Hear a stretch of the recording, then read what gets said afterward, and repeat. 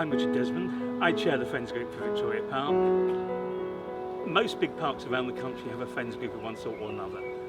We're there to support the park, to make the park a better place for our communities in as best we can. When I was a kid, my parents lived on the 12th floor of a tower block just off Lowman Road. And they fought like cat and dog.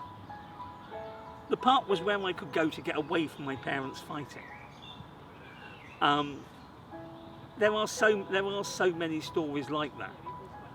There are so many kids whose parents don't want them seeing each other who meet up in the park secretly.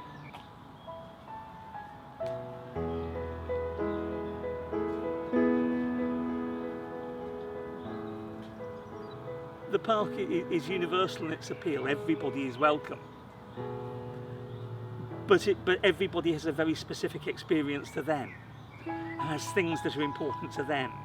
People have their favourite trees, or the bit they walk to, or people love the dogs of Acabades. People always go and see the dogs. Lots of people find having a dog is good for their mental health. Apparently, there's been lots of people get puppies during lockdown. Of course, they all come to the park. If you live in a small flat or with housemates who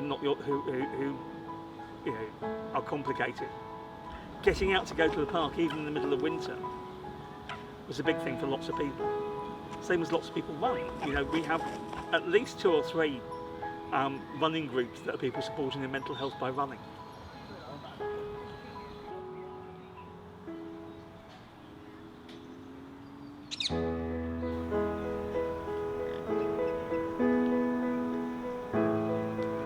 The first lockdown was very dramatic for the park because no one really knew what was happening.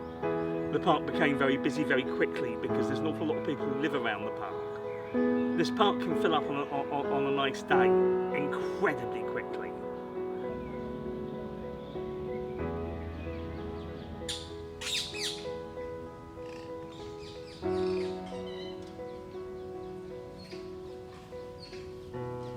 When the park was closed, we were in an incredible time.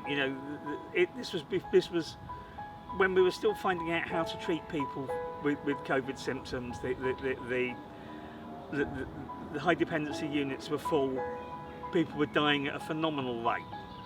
It was a phenomenally scary time.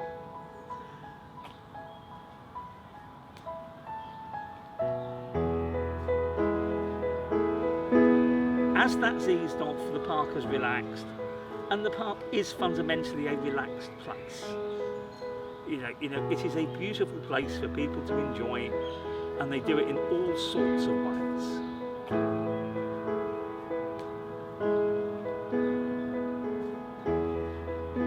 Because the park was so needed by people who were forced to stay at home, needed to go out, and that little bit of a breather.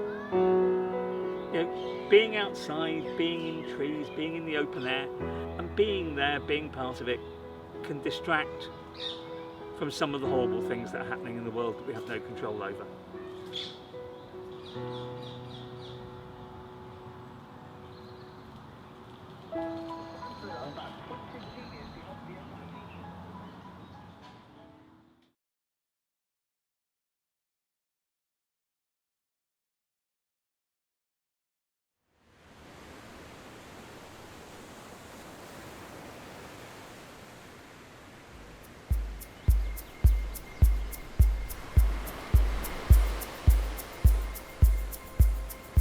Well, I'd like to be called an oyster farmer. I'm not sure I'm grungy enough yet, but I've put in 15 years now in this industry, so just hatchery manager is okay with me,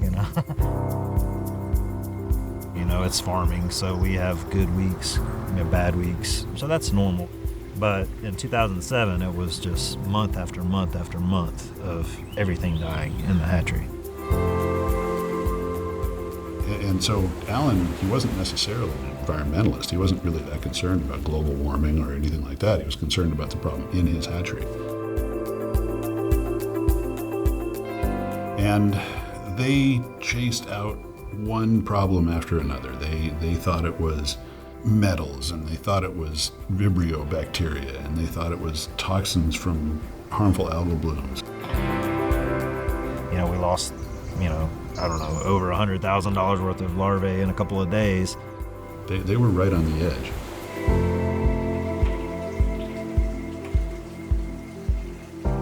It was scary, not just for the few people that work at our hatchery, but just hundreds and hundreds of jobs and family-owned businesses that have been there for generations. They suddenly didn't have any seed oysters to plant, and so our problem was part of a bigger problem for a lot of really good people. So.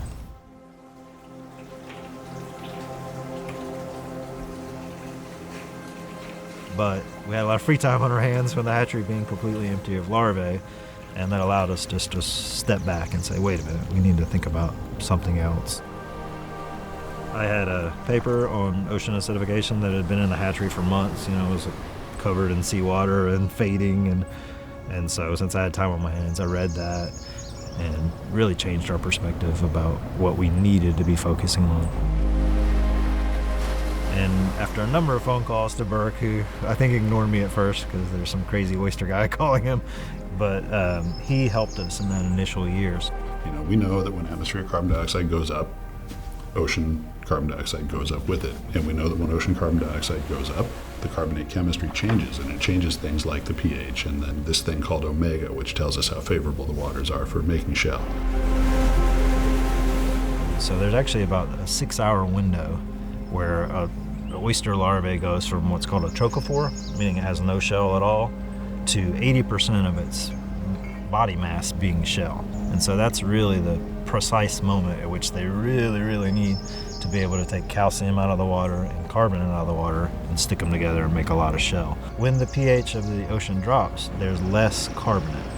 It shifts over to bicarbonate, and so that's not good. Right, and so it's this exposure at these critical thresholds, these bottlenecks, these challenging times in the development of the organisms. That's what's really important, and that's what we found out there. And at that point, we started. We don't wait around. We don't wait around for the paper to come out. We just start throwing magic powder in the water and trying to make it better. So we started buffering our water and raising the pH up. When they started responding to ocean acidification at the time of spawn, their productivity came back. And so they now buffer their water 100% of the time. And they're up at something like 90% of historical production levels. And so that was pretty rewarding. Our partnership with scientists are a big part of the reason we were able to get real-time data and understand what was happening to us. So it doesn't really matter to me whether or not people doubt ocean acidification. The science is real, and it's affecting whether or not I can make money, and whether people up and down this coast that farm oysters can get the seed they need to make money themselves. So I think we are the people who need to speak out about how important this environment is. This is my workplace. This bay out in front of us. I have to keep it healthy, or I'm not going to be in business anymore. And that's the attitude I have about it that I hope people will understand.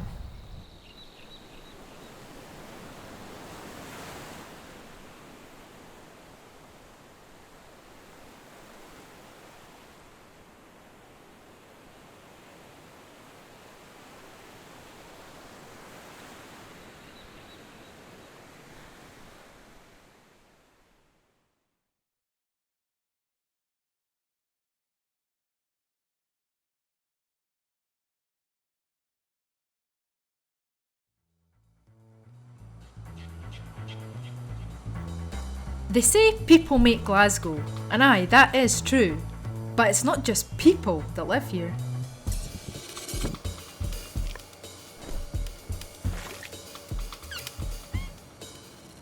People actually make up just one of 6,000 different species that call this place home. We're all familiar with Ouija's, but what about the lesser known locals?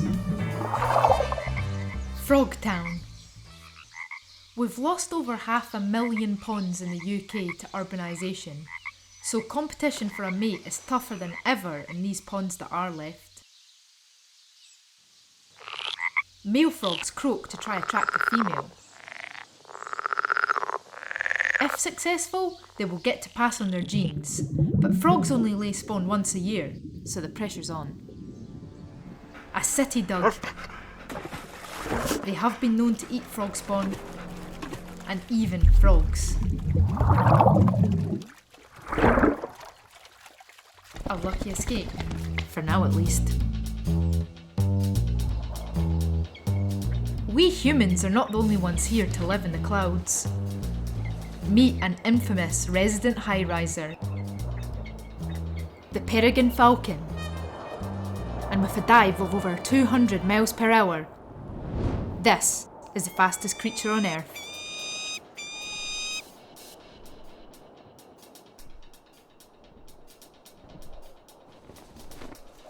These expert hunters have adapted to urban life by nestling in our tallest buildings to gain a perfect vantage point of the city below.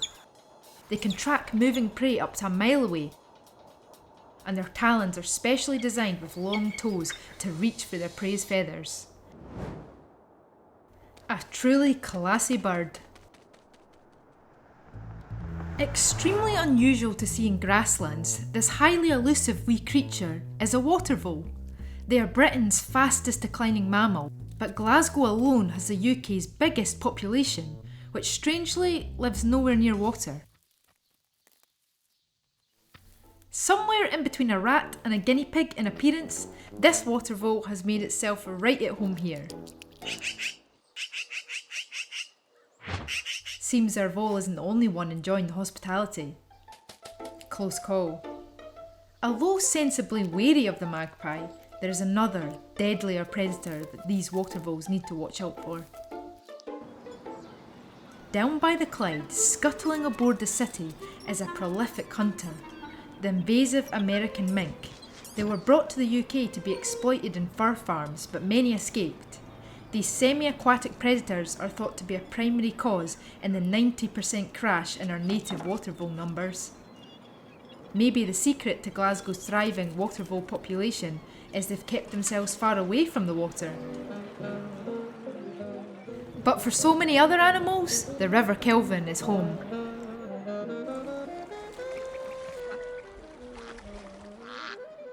This female goosander is searching for food. She has a serrated bill, sometimes called a saw bill, for gripping and chewing small animals. But she's not the only one that's hungry. A rival female has closed in on her and her potential prey. And the prize? A frog. Ouch, should have stuck to the pond. Now, Ouija's aren't the only colourful species you can find in Glasgow, because Scotland is home to the world's most northern flock of wild parrots. Indian ring-necked parakeets. This invasive species is used to tropical conditions, of torrential rain to sunshine in the blink of an eye, so they actually suit our mental weather remarkably well. They may have travelled a long way, but like so many others, Glasgow has taken them under its wing. As our concrete jungles expand, the natural world shrinks. Sustainable cities with wildlife in mind have never been so important. So city dwellers, let's make sure we look out for our neighbours.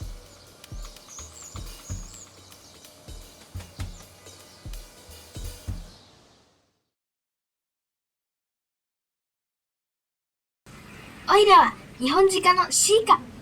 この奈良公園に家族と住んでるんだ。今からオイラたち鹿の紹介をするぞ。かわいいお花、大きな目、白い斑点、白いお尻、それがオイラたちの特徴だ。オスは体長150センチで体重80キロ。メスは体長135センチで体重は45キロくらいだ。奈良公園には1105頭もの鹿がいて、そのほとんどがメスなんだ。次にオイラたちの一日を紹介しよう。まず虫歯がいっぱい食える広場に行って朝ごはんを食べる。食べた後はお昼寝をしたり、さっき食べた芝を吐き出してまた食べる反芻をしたりする。鹿せんべいのおねだりもおいらは得意だぜ。夕方になると道草食いながらアジトに帰ってまた寝たり反芻したりするんだぜ。のんきな生活で楽しそうだって。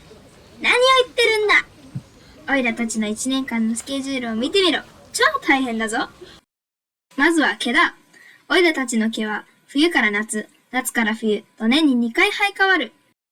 そしてオスジカには角も生えるんだ。3月に落ちた角がニョキニョキと生えてきて9月の終わりに完成する。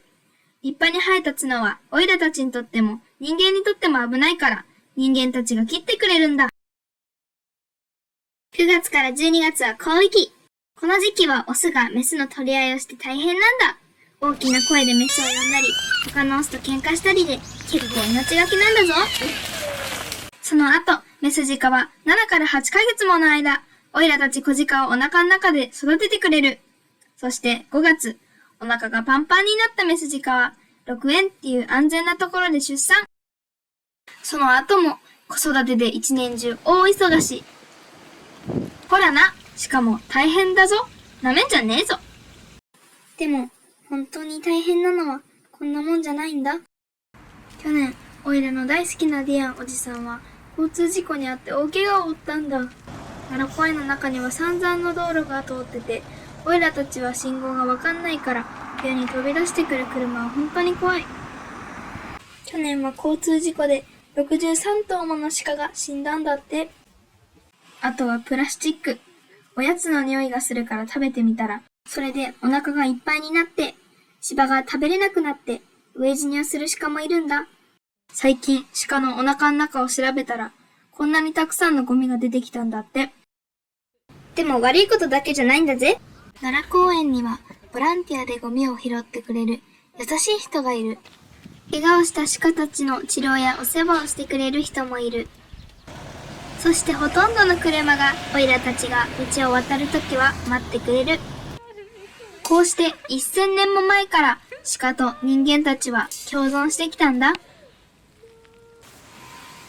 奈良の歴史、文化、そして人々の暮らし、そのすべてに鹿がいる。お互いに協力して、かけがえのないオイラたちの奈良を守っていこう。じゃあ、またね。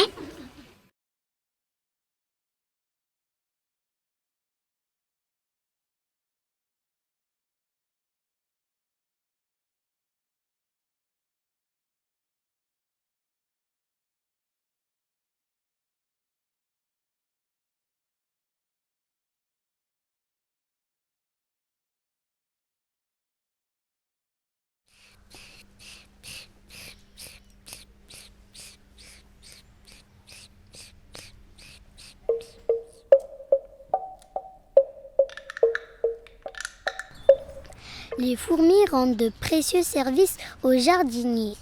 Elles dévorent les larves présentes dans le sol et elles aèrent la terre grâce à leurs galeries souterraines. Et elles disséminent des graines un peu partout. Ce sont de vraies ouvrières. Les vers de terre creusent la terre pour se nourrir. Ainsi, l'air peut rentrer dans la terre, ce qui aère le sol. La présence des vers de terre signifie que la terre est fertile et qu'elle est en bonne santé.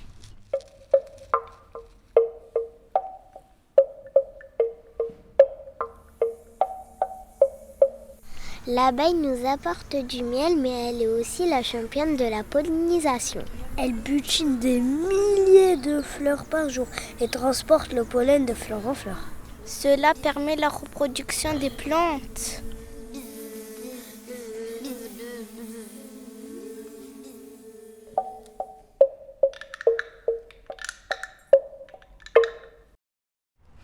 Le papillon est un insecte pollinisateur comme l'abeille. Sorties d'un tout petit œuf de papillon, les chenilles passent leur temps à manger. Une fois adultes, elles tissent un cocon dans lequel elles vont devenir chrysalides.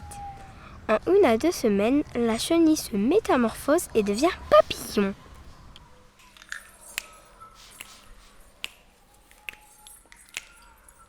Les clopons sont des crustacés terrestres à 14 pattes. Ils vivent sous les feuilles, les écorces, dans le tas de bois mort, dans les trous du rocher. Ce sont des recycleurs indispensables au jardin, car ils se nourrissent de bois mort et de feuilles mortes.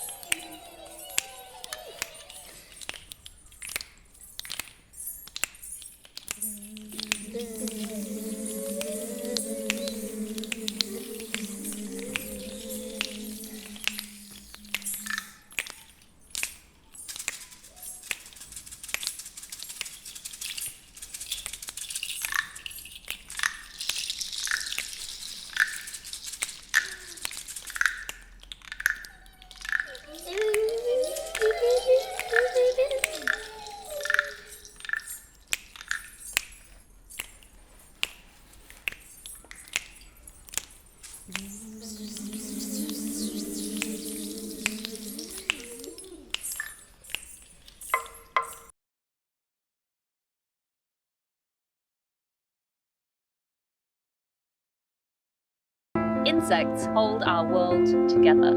From pollinating the food we eat, to breaking down our waste, to acting as predators and prey in the complex food webs that keep our native biodiversity alive, they are vital to our survival on planet Earth. But insects are in trouble. We are losing our insects, and with them, we are also losing our functional ecosystems. Insects are often overlooked, but we can't afford to forget them. Without them, we are lost. This is the story of a conservation project that's standing up for the little guys to protect the bigger picture, because we know that nature matters. This is the story of the RZSS Pine Hoverfly Conservation Breeding Programme. Pine hoverflies are critically endangered in Britain, and no one has seen an adult in the wild for almost a decade. The whole known UK population is confined to one small forest patch, which happens to be in the Cairngorms, right here in Scotland. Pine hoverflies are also the smallest and most endangered species at Highland Wildlife Park, where the Royal Zoological Society of Scotland's conservation team and zookeepers have been breeding these tiny insects since 2018, starting with just 25 larvae brought in from that one last wild UK population. The aim of the RZSS Hoverfly Conservation Breeding Project is to breed enough individuals to start doing releases back into the wild, establishing new populations that might safeguard the future of this important pollinator. But to get to that point, the RZSS team and our partners working in the wild had to overcome some major challenges. They may be tiny, but breeding big numbers of pine hoverflies is a giant undertaking. Like many insects, pine hoverfly have multiple life stages: larvae, pupae, and adults. And all of those life stages have different habitat requirements, which we have to mimic at Highland Wildlife Park in order to breed them safely and successfully. We use a range of materials from jam jars to hummus pots through to specially designed flight cages so that our flies have the best chances of success. Adults live for just 4 to 6 weeks, so the team has a very small window to facilitate mating and egg laying for the following season. Until May 2021, we were working from a tiny converted shed. Luckily, this tenacious species and its dedicated keepers won hearts and support from around the world to fund a new, purpose-built facility. The team could now trial new methods to encourage natural behaviours and produce the maximum number of eggs possible. Each hoverfly represents a lifeline for their species, and we individually marked hundreds of flies with tiny dots of non-toxic paint to track egg-laying females. Finally, the hard work paid off, and the female flies began to lay eggs. 2021's breeding season produced over 8,000 larvae, a huge moment for the project team and our partners who have fought to keep the future alive for pine hoverflies in Britain. With this number of individual larvae now at Highland Wildlife Park, releases into the wild were finally a possibility, but finding the right habitat to release them into is crucial. While we've been breeding pine hoverflies at Highland Wildlife Park, the Rare Invertebrates in the Cairngorms project has been preparing habitat at specially selected sites that are managed for conservation by Forestry and Land Scotland and the RSPB. In October 2021, the big day finally arrived, and with our precious cargo carefully packed up in jam jars, we set off in convoy to release 3,000 larvae into the wild. This is just the first step, and across 2022, we'll be releasing thousands more larvae into these specially selected sites, as well, of course, as keeping our conservation breeding programme going at Highland Wildlife Park. If successful, this year, adult pine hoverflies will emerge from pupation into sites that they've been missing from for decades. They will have the chance to feed on and pollinate rowan trees. Hopefully, they will lay their eggs in pine tree rock holes and produce larvae that break down organic waste as they grow. They may also play a part in the food chain as prey for birds and amphibians. If enough of them survive and reproduce, new populations of pine hoverflies may start to establish at these release sites. For now, we're playing a waiting game to see if we're successful. If we are, we'll have played a part in helping piece this ecosystem back together.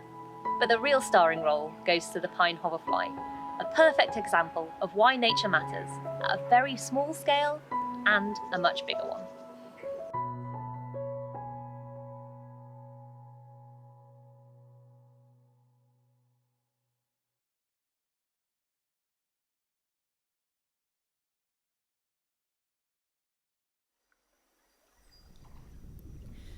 Biodiversity, the diversity of living things, is in trouble. How many species are threatened? What can we do to prevent them from extinction? The truth is, there's much we don't yet know. We're still busy identifying which species is which and which ones are in danger. If we don't know which ones are threatened, how can we protect them? This is especially the case for plants, and you cannot understate their importance. Plants give us crops for food, fuel, clothes, timber, animal feed, medicines. They absorb pollution and carbon dioxide. They capture and filter the water we drink. They provide the very oxygen we breathe. The loss of a plant species affects every animal, big and small, directly or indirectly connected to it. Take the black cinnamon tree in southeast Brazil. The fruit is eaten by mammals and birds which spread the seeds. Flies feed on the nectar in the blossom. Flies are eaten by spiders and mantises, eaten in turn by frogs and toads, which are eaten by snakes. If this tree is lost, then a whole ecosystem is damaged. The black cinnamon tree was harvested for timber and essential oil extracted from the bark to perfume our soaps and shampoos. Slow growing, found only on the tops of hills in the Atlantic rainforest, it's already on the verge of extinction.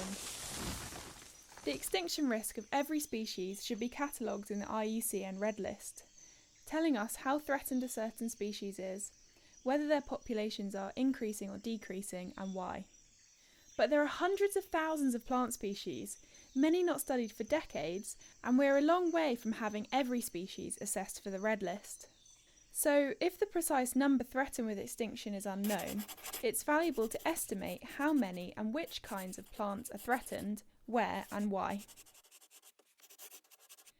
This is the aim of the Plants Under Pressure programme.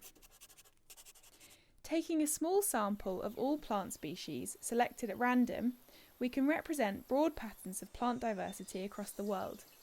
But to find out where each species is from, we can't simply find it all on the internet or in a library. The information we need is on specimens in herbaria, preserved plant collections with very accurate records of the time and place they were taken. The distributions can then be matched to satellite images to see the condition of their natural habitat over time. By measuring a species' range, how isolated populations are, and whether a population is declining or fluctuating, species can be classed into a red list category. Combining Red List assessments for thousands of species around the world allows us to calculate the overall status of plants worldwide. This research has revealed that more than 1 in 4 plants meet the IUCN criteria for threatened species. That's at least 100,000 species heading for extinction worldwide, and the figure could be even higher. Most of the species under greatest threat are found in the tropics, where there is the greatest diversity of plants, and on islands where unique plants have evolved. Especially vulnerable are those species with small ranges, which only thrive in specialised conditions. Most species are threatened by changes to their habitat, clearing vegetation for crops, intensive livestock farming, growing settlements, mining, logging, and fires, accidental or deliberate. Mass clearance of vegetation brings us closer to wild animals, enabling viruses to co-evolve, jumping from animal to human. It's clear that plants in all their wonderful diversity are continuing to decline. As we assess more species and their traits, where they're from and why they're threatened, our knowledge becomes more detailed, enabling more effective actions to conserve plants and everything that relies upon them, including us.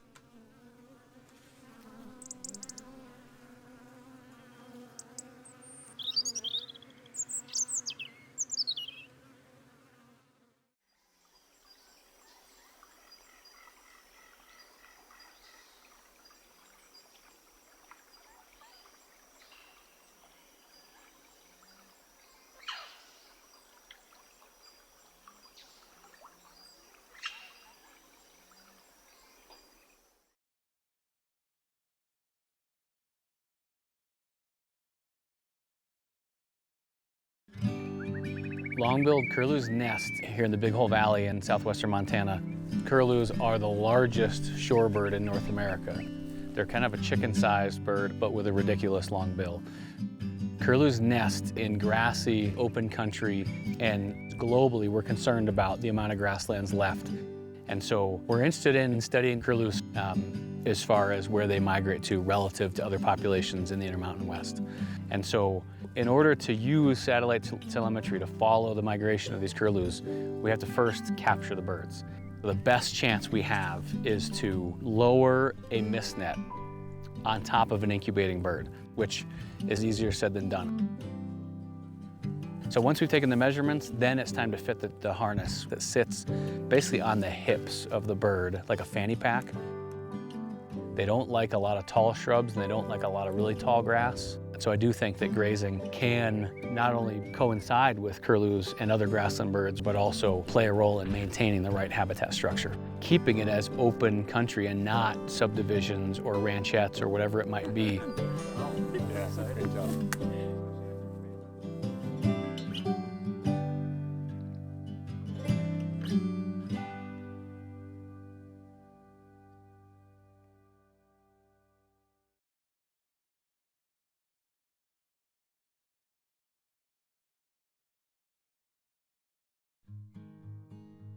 To be a good bear researcher is, to spend a lot of time on the field.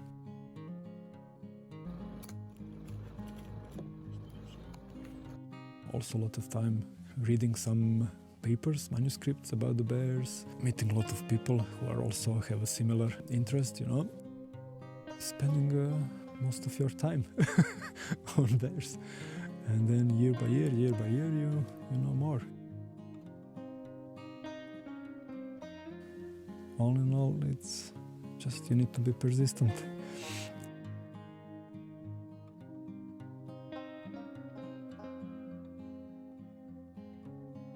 My name is Slaven Reljic. I'm dealing with large carnivores in Croatia and the surrounding countries.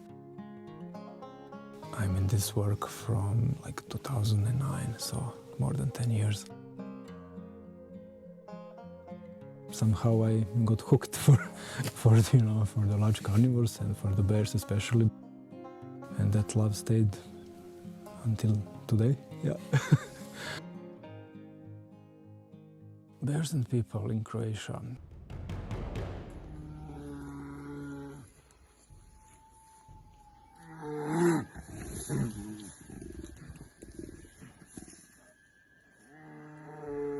through history there was always like interaction between bears and the humans. There are conflicts with the locals, especially with the shepherds who have sheep and beehive owners. But there is a compensation system for the bear damages. Local hunting right owners, they are obliged to compensate the damage because they are managing the game, and the brown bear is a game species in Croatia.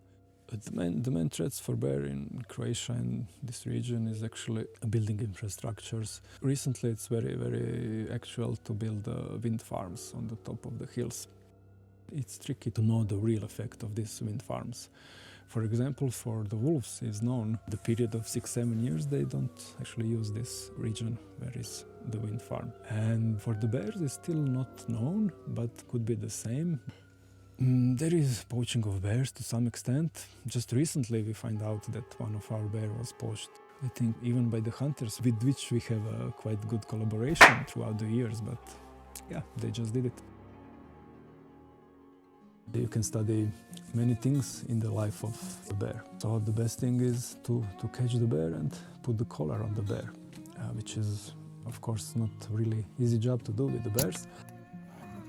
But you can get really insight in their daily activity. For example, if they are sleeping, if they are walking, running, how they interact with the human infrastructure, for example, some settlements, how big is their home ranges. Also, when you have bear in hands, you want to take some other samples that you can investigate. For example, we are taking the blood, nasal swabs to see if there is maybe traces of coronavirus there. Also taking the body measurements to see some average size of the bears here. And yeah, you try to find out as much as you can. Here, like a year and a half ago, we adopted one little dog. His name is Picky. He's a really funny dog, actually. He is old dog, like he was 13 when we adopted him. Now he's 14, and we are taking him on all our field work, and he's kind of enjoying it, actually. He likes to drive in the car and the forest, you know. He even have some photos with some of the captured bears, you know. Yeah, not many dogs can say. The future of bears, I think they have a good future here, actually. Just after the Second World War, which is about 60 years ago, they were quite in the low numbers here, like 50 to 80, which is quite low. Nowadays it's approximately 1,000 bear, probably even more. Nowadays people want to preserve the bear somehow. They are aware of their ecological, you know, function in the nature, and they just want to have them in the forest. All in all, I think the bears have a good future here. Yeah, I think it's going in the good direction.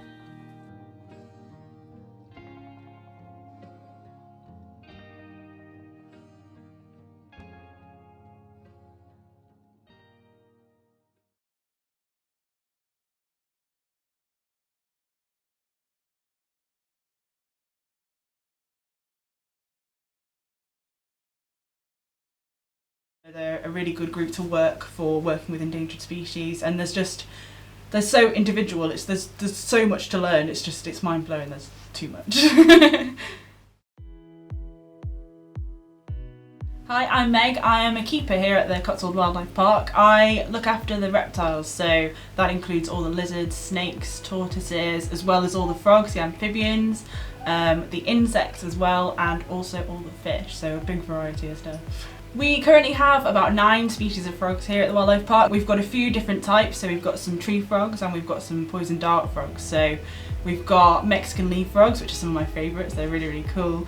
They're big, fat, chunky frogs. They come from Mexico, as the name suggests, and they're really interesting because they're a waxy frog. So they like it really nice and hot, and in the wild they undergo long dry spells. So this waxy coating on their skin helps them to survive that. We also have mossy frogs, which we've got a really good breeding history with. We've got some babies and some adults at the moment, and some tadpoles on the go. They are from Vietnam, China, that kind of area, and they've got this amazing camouflage that makes them really look like mossy, so they blend in really well on like cork barks and moss and stuff. And we've also got Borneo eared frogs, which are just next to me here. They're really cool. They come from Borneo, Indonesia, those kind of forests. Again, they're a rainforest species, and they've got massive eyes, and they've got these funny little pointy bits on their head, which gives them the name the Borneo eared frog. We've also got cinnamon frogs, which are little tiny tree frogs. They are like a browny reddish colour. They're really pretty. They're only about that big. They lay their eggs in rotting bits of wood and little tree cavities where there's little pools of water, so it's quite tricky to breed them. We're just trying to work on that. We've also got coronated tree frogs, which are from Costa Rica, Honduras, all those kind of rainforesty areas. They were recently upgraded to near threatened, so they're an endangered species as well, and they have this cool little crown of spiky things around their head, which gives them their name. Then with poison dart frogs, we've got a couple of types from South America, Brazil, those kind of Amazon rainforests. We've got dying poison frogs, they're called. They're bright yellow with blue legs. And we have a bumblebee poison frog as well, who's this lovely bright, striking, bold black and yellow pattern, which gives him his name. These guys are really interesting. In the wild, they're so brightly coloured as a warning to warn off predators that they're really poisonous, not to eat them. But in captivity, because we feed them just more of an artificial diet, they don't develop the toxins as much, so they're much more harmless in captivity, which is really cool. So amphibians are the most endangered group of vertebrates in the world. There's about a good third of them are threatened with extinction at the moment, and their main threats at the moment are habitat loss, for agriculture, for building, for all sorts of things, and there's also a massive risk of infectious diseases. Amphibians, they have this slimy skin that they use effectively to breathe, so they're really at risk of pathogens and everything. They're really good indicators of environmental health, so anything that comes in, like the big one at the moment, which is chytrid fungus, it was discovered in about 1970, it really threatens their skin, so it can wipe out whole populations. There's about 170 species have been wiped out by this fungus alone, so it's a really big threat at the moment. There's loads of work being done to help these guys though. All around the world, institutions, zoos have come together to form this amphibian ark, which is really interesting and cool. This amphibian ark around the world is a load of zoos coming together to coordinate species breeding programs. So it helps, there's a load of leading scientists and stuff working to figure out which species are most at risk, which ones are most likely to be able to be saved in this way. There's teams of scientists still going out in the field finding frogs that we thought were extinct, discovering new species, looking at how populations are in the wild. This is so important to me, I think, because frogs themselves are so useful. It's amazing the things that they can do. And they're so interesting. It would be such a shame to lose such a variety. We've lost so many already, and there's a risk of so many more becoming extinct in the next century if we don't do anything, so it's well worth doing.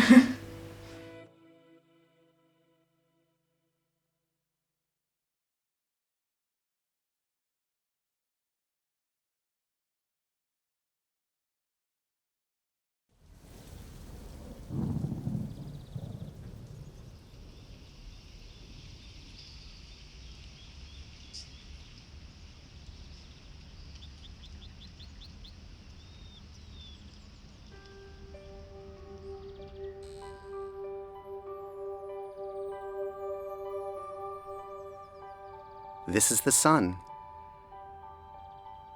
It's a star. And here's the Earth. That's where we are.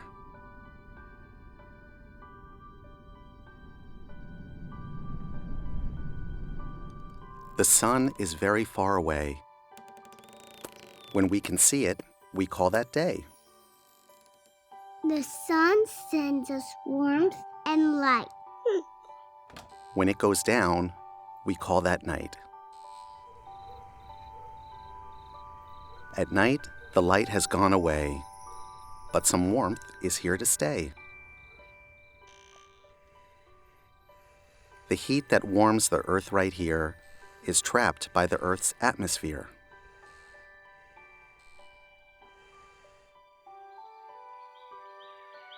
The atmosphere is the air we breathe, Smoke and clouds, steam and breeze.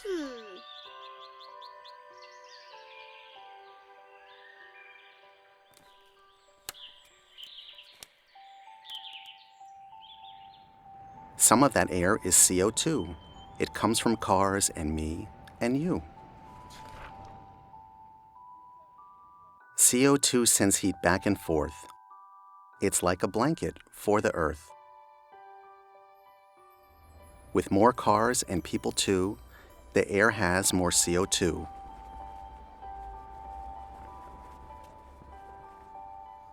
The heat stays longer. It's getting hot.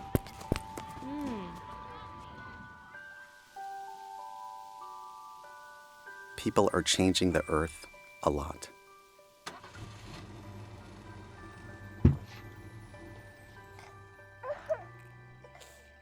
I'll tell you what we're going to do to keep the Earth cool for you.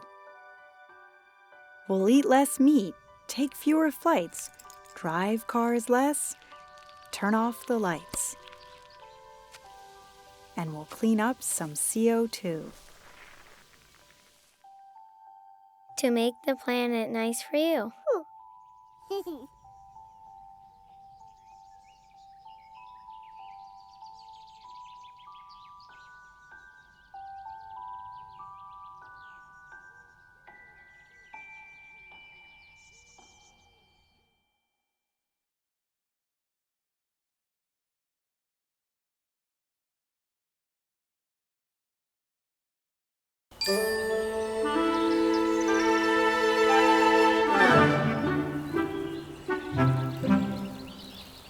Spring has arrived at last.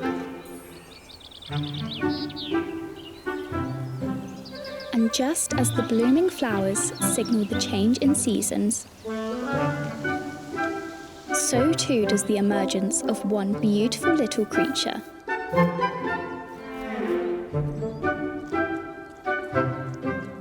Meet the European ground squirrel.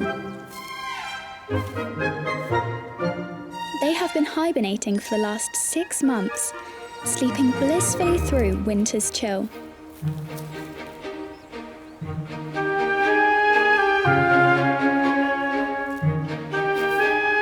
Now they are finally awake. Naturally, there is only one thing on their mind. It's breakfast time.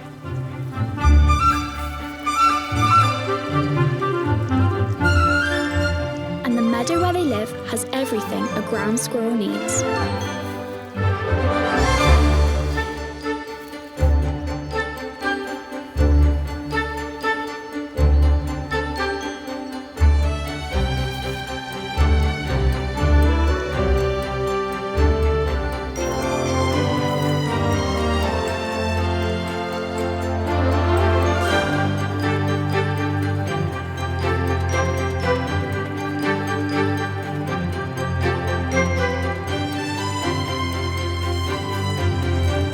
After a couple weeks, empty bellies are finally satisfied, and the flower feast slows down.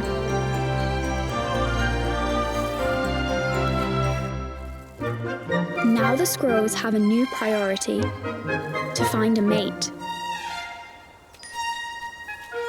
This couple will stay together for the whole mating season, working together to prepare for their new arrivals. A female ground squirrel will only give birth to a single litter a year, having anywhere from 2 to 9 newborns.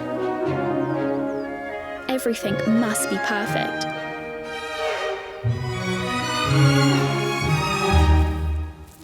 Using paws, teeth, and belly, adjustments to the burrow is easy work for the male.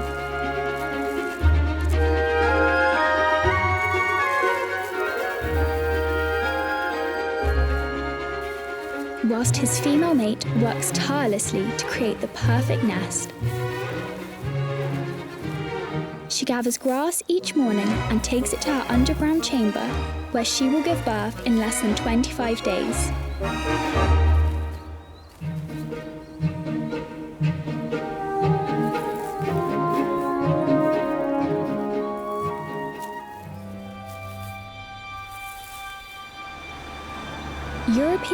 ground squirrels are endangered, primarily due to the widespread conversion of grasslands to agriculture and buildings. And large colonies like this one in Austria are becoming increasingly rarer.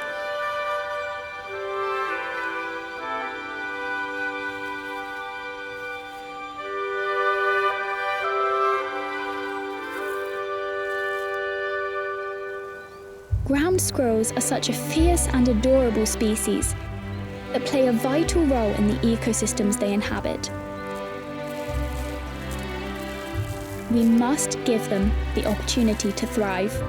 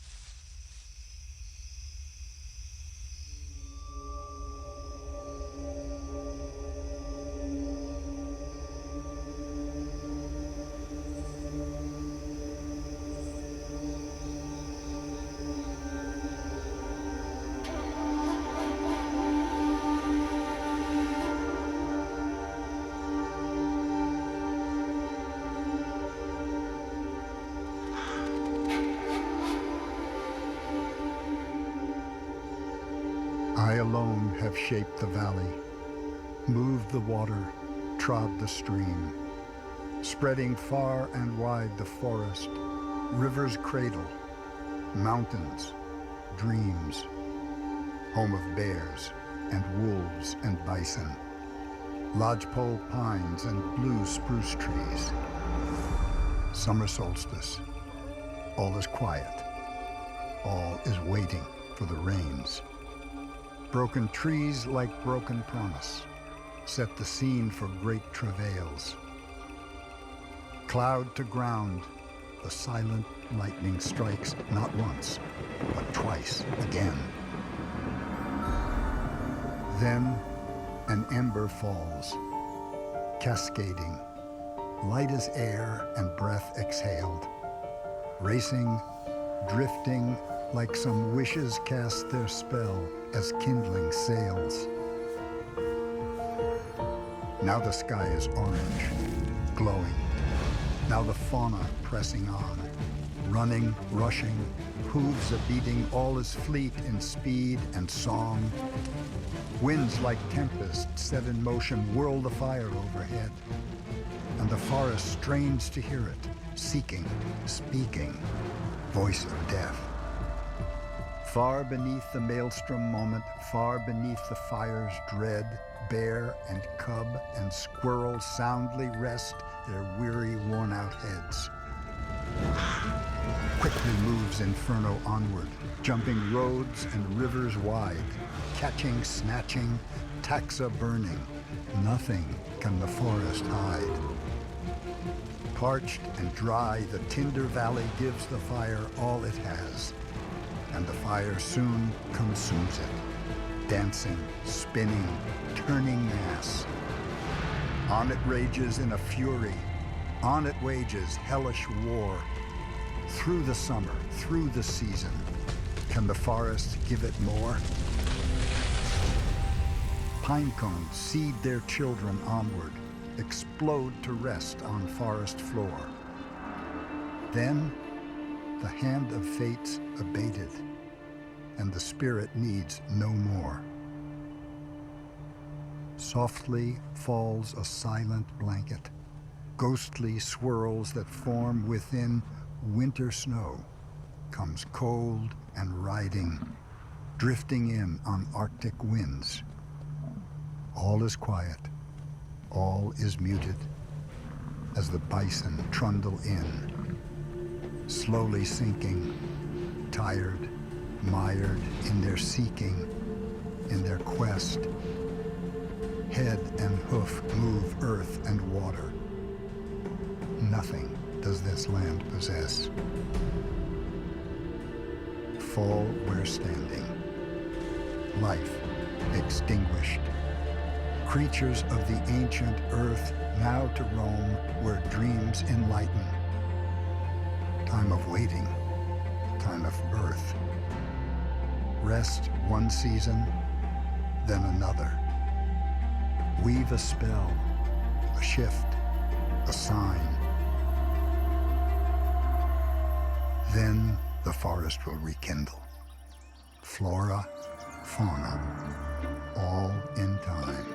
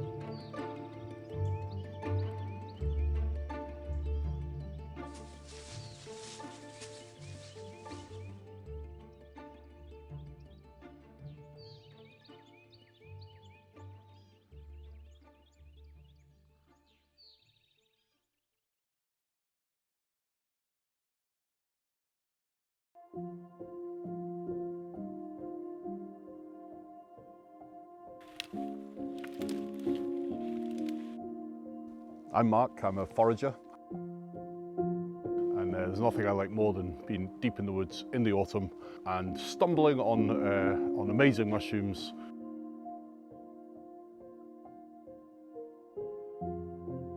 That's the winter chanterelles there. Yeah, you just need to check under the cap to see in America they call them yellow legs. And this is the hedgehog mushroom on account of the spines on the underside of the cap. It seems kind of mad to me to buy mushrooms when these, vast quantities of them are rotting as in the understory of what people think of as monoculture plantations, but actually we have really interesting edible mushrooms underneath them sometimes. If I get loads and loads under a monoculture, I'll sell them and I give the money to community woodland so they can plant native trees. Fungi are this hidden kind of mysterious world, and it's just like, as that world slowly reveals itself to you, it's deeply enchanting. There's these like runs and pathways of mushrooms growing, like leading you through the woods. And then it follows up here. It's only about a foot wide. Up here, around here, it's actually a ring. This is the fairy portal, and this is the magic tree in the middle of it all. If I suddenly disappear, you'll know what's happened. We are born to forage. The way we kind of remember things visually, the way we recognise patterns, I think they're all there because we evolved as hunter-gatherers. We belong to nature, we are nature as well. There's this thing that we've decided that because we have made a bit of a mess of our planet, then the reason we've made a mess of it is because we've detached ourselves from nature.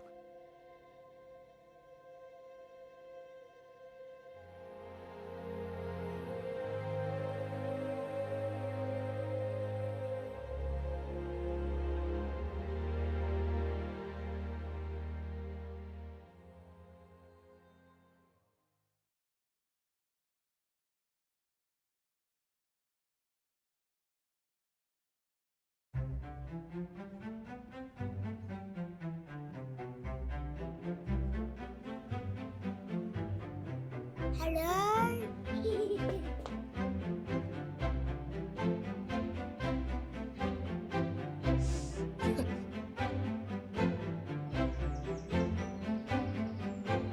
So over lockdown, our outside area hadn't been used for a while, and we noticed the wildlife was increasing, not just foxes, but with all sorts of other creatures. And they obviously really valued having that quiet space in quite a busy city. And after lockdown, even though we were all coming back, the foxes felt comfortable and decided that they wanted to make their den in our grounds. Here at the nursery, we're lucky enough to have a field and also like quite a nice big play garden. And so there's, I think, 3 adult foxes and about 10 cubs. I do feel like it's split between like a cub nursery and our nursery, which is really cool to see. I see the foxes in the garden. The baby one was running really fast. And a fox will come out and one of the children will see it through the window and just go, "Fox! Fox!" And then they get their friends over and then everyone runs over to have a look. Then we all just kind of get distracted and all join in looking at the foxes and going, "Oh wow, look, there's another one." When we first noticed the foxes, we had to make sure that they weren't going to interact with our children. We've put up lots of barriers around the place so the children know not to go across there. They know that it's there to keep them safe, it's there to keep the foxes safe, and gives the nature the space it needs. Sometimes at the end of the day, we'll move the barrier to the side so the foxes can use the garden freely. The bonds that they have with each other, the rolling and playing and jumping, is wonderful, and they have grown from these tiny little bundles of fluff, and obviously the children are watching that. For them to have the opportunity of watching them every day, of seeing how they're growing and relating them to our environment, it kind of made it much more tangible. The foxes are fluffy, like they bushy tails. The little fox in the playhouse. He just jumped over a wall when we put our bouncy castle out, and then he bounces on it. And then it climbed on the monkey bars. So they stole some footballs. The cubs like playing with them. Oh yeah, they do. I love the foxes living here. I think it's really been so much fun. I never realised how caring the grown-up foxes are. Even the males, they just love their cubs and protect them. They're so sweet when you see them cleaning each other. It's really nice. Other than just having something for the children to look at and learn about, I think it's really nice to have the extra things come in and bond over with your co-workers in a way, because it's not something that happens every day or every year. It's just been a really wholesome, heartwarming thing to have. The foxes stay here forever. The foxes love us. It's really nice to see them. They're cute. The biggest benefit of having the foxes living with us has just been the opportunities it's given the children to see nature up close, to feel part of the connection with our world in a way that is often quite difficult. And these moments of wonder and awe and just magical moments has been quite incredible. It's given us so many teaching opportunities, talking about how we can look after our planet, how we can look after each other, how we need to be respectful to all living things. And it's also, I think, provided some really amazing memories that I hope the children will keep with them for a lifetime.